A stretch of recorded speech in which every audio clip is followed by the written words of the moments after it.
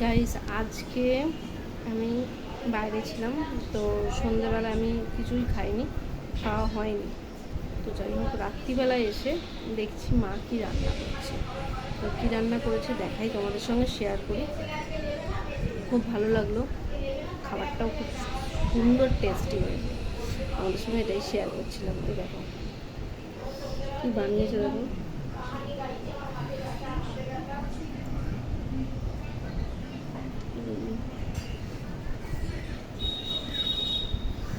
এতটাই সুন্দর হয়েছে, তাই তোমাদের সঙ্গে শেয়ার করলাম। তো কী বলবো, আমার তো খুব ভালো লেগেছে খেয়ে। আর কী বলো তো, সারাদিন খাওয়া দাওয়া হয়নি, তো মানে বিকেলের পর থেকে বেরিয়েছিলাম একটু দরকারে। তো রাত্রিবেলা এসে মা আমাকে খাবার দিয়ে গেলো এই মাত্র। আমি বিছানা বসেই খেতে আরম্ভ করে দিয়েছি, এত খিদে পেয়েছে। মা বললো আগে তো খেয়ে নে, তারপর যা করিস করবি। খেয়ে নিই, তারপর যা করার আছে করবি। ইয়াম্মি খাবার হয়েছে, আলুর দম আর কুলচা।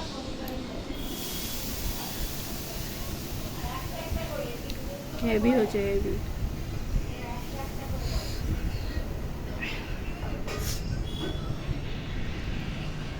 চলো, টাটা।